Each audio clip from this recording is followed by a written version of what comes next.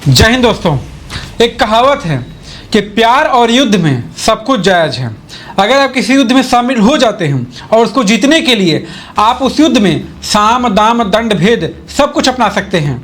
अब यही काम कांग्रेस सरकार बड़ी चतुराई के साथ कर रही है। वह लोकसभा चुनाव 2024 को जीतने के लिए साम दाम दंड भेद, हालांकि दंड तो बोला नहीं जा सकता क्योंकि सरकार तो बीजेपी के हाथों में है, लेकिन ये तीनों चीजों का इस्तेमाल करके, हालांकि साम दाम भेद का इस्तेमाल करके वह आम जनता का बहुत अच्छी तरीके से ब्रेन वॉश कर रही है। कुछ दिनों पहले ध्रुव राठी ने एक वीडियो बनाई थी जो था ब्रेन वॉश। उस वीडियो में इस मेमने ने यह बताया था कि कैसे मोदी जी लोगों का ब्रेन वॉश करते हैं, लेकिन राहुल गांधी की हरकतों को देखकर यह लगता है कि ध्रुव राठी से बढ़िया ब्रेन वॉश तो ये कांग्रेस सरकार कर लेती है। सबसे पहले ये भारत के नौजवान युवकों के साथ घूमते हैं और उनको ये दिखाते हैं कि हम आपके उम्र के ही हैं, हम आपकी भावनाओं की भली भांति कदर करते हैं। लेकिन जब कहीं बिना हड्डियों वाली जुबान खोलनी होती है तब इनको खुद ही नहीं पता होता कि कब, कहां और क्या बोलना होता है, जिसके लिए इन्हें देश में एक नया नाम से पुकारा जाता है जो अभी मैं इस वीडियो में ले नहीं सकता। आटा 22 रुपए लीटर, आज 40 रुपए लीटर। राहुल गांधी आपके दिमाग में है, मैंने मार दिया उसको।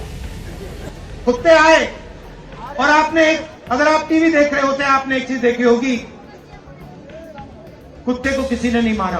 पांडवों ने डिमोनेटाइजेशन किया क्या? इसके बाद ये भेड़ों की तरह गठबंधन करके INDI एक पार्टी बनाते हैं जो धीरे धीरे घटकर सिर्फ इंडी तक रह जाता है और वोट मांगने के लिए उसको भाई बनाते हैं जो 6 महीने पहले ये बोल रही थी कि कांग्रेस सरकार को वोट मत देना, कांग्रेस सरकार बड़ी चालू पार्टी है। कांग्रेस को भी वोट मत देना, बहुत चालू पार्टी है कांग्रेस, सावधान रहोगे कि नहीं रहोगे। फिर ये एक सैलून में जाकर दाढ़ी बनवाते हैं ताकि समाज के लोगों के मन में ये संदेश जाए कि वो जमीनी स्तर पर रहकर लोगों के साथ जुड़े हुए हैं। वाह, क्या तरीका है ब्रेन वॉश करने का।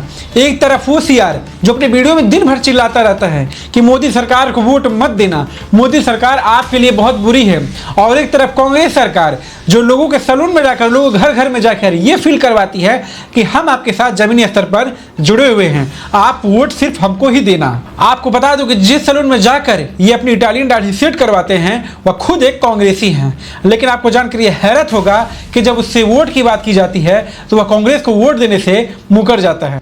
आपके यहाँ से वो सांसदी का चुनाव लड़ रहे हैं, क्या माहौल लग रहा है? सर जी, हम तो कांग्रेसी हैं, बचपन से ही हैं। बचपन से? हाँ जी, उनका सपोर्ट भी करते हैं और सपोर्ट करते हैं जी। वोट दे रहे हैं कांग्रेस? सर ये वोट वाली बात अभी वोट वाले नहीं, वोट वाली बात। और उसमें इनकी सहायता करते हैं ध्रुव राठी और रवीश कुमार घटिया जैसे पत्रकार लोग, क्योंकि देश को ब्रेन वॉश करने में सबसे बड़ा हाथ इन्हीं लोगों का है। अगर व्हाट्सएप मीडिया की बात करें और आप भी ध्रुव राठी के व्हाट्सएप मीडिया के ग्रुप को फॉलो किया है और उस ग्रुप में डाली जा रही वीडियो और पोस्ट को देखकर आप हर रोज एक ही बात दिमाग में सोच रहे हो कि मोदी तो देश के लिए खराब है, वह देश को बेच दे रही है, तो आप भी एक तरफ से ब्रेन वॉश ही हो रहे हो। क्योंकि अगर मैं आपको डेली हर रोज एक ही बात बोलूं कि आपके अंदर यह कमी है, आप जीवन में कभी आगे बढ़ नहीं सकते, आप ये काम नहीं कर सकते, तो कहीं ना कहीं आपको यह बात सच लगने लगेगी कि आप यह काम बिल्कुल भी नहीं कर सकते, यह काम बहुत कठिन है और आप में ये सारी कमियां हैं। आप जिस इंसान को जिस नजर से देखोगे आपको वह इंसान वैसे ही नजर आएगा,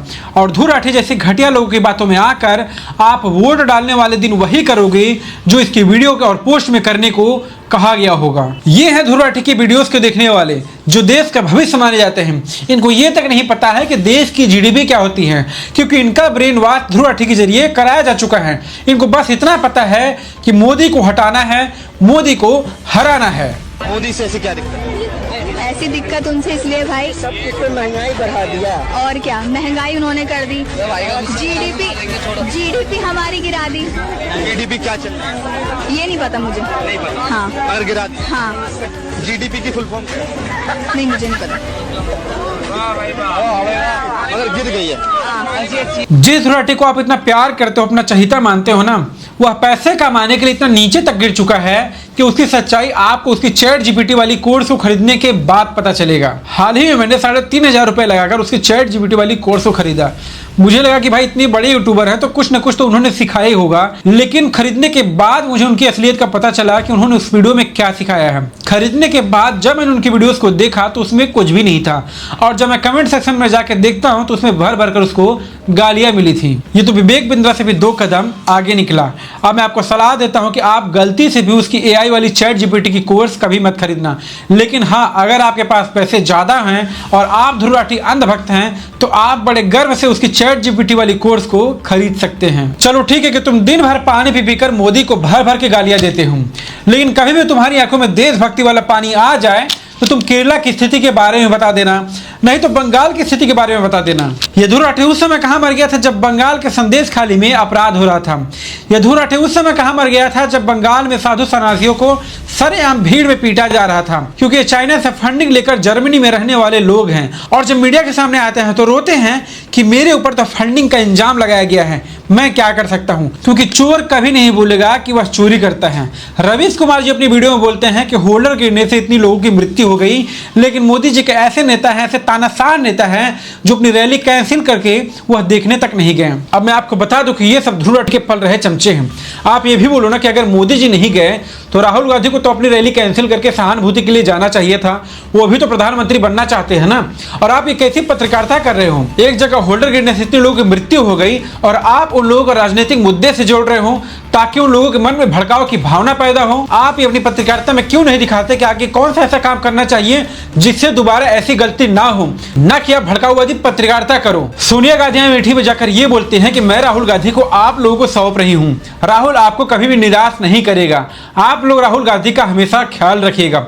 ऐसा लगता है कि राहुल गांधी एक छोटा सा बच्चा है जिसको किसी दूसरे घर में देखभाल के लिए सौंपा जा रहा है। मैं आपको अपना बेटा सौंप रही हूँ, जैसे आपने मुझे अपना माना वैसे ही राहुल को अपना मान कर रखना है। राहुल आपको निराश नहीं करेगा। अगर आप जिंदगी भर अपनी माता को आगे करिएगा तो आप उस काबिल कब बनिएगा, वो भी प्रधानमंत्री के चुनाव के लिए।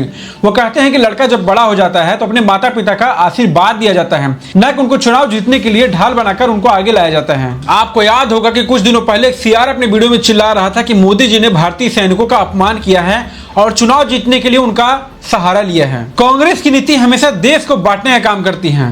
राहुल गांधी ने अपने भाषण में भारतीय सैनिकों का अपमान करते हुए ये कहा कि PM मोदी ने देश में 2 तरह के सैनिक बना दिए हैं, पहला गरीब दलित और अल्पसंख्यक का बेटा और दूसरा अमीर का बेटा।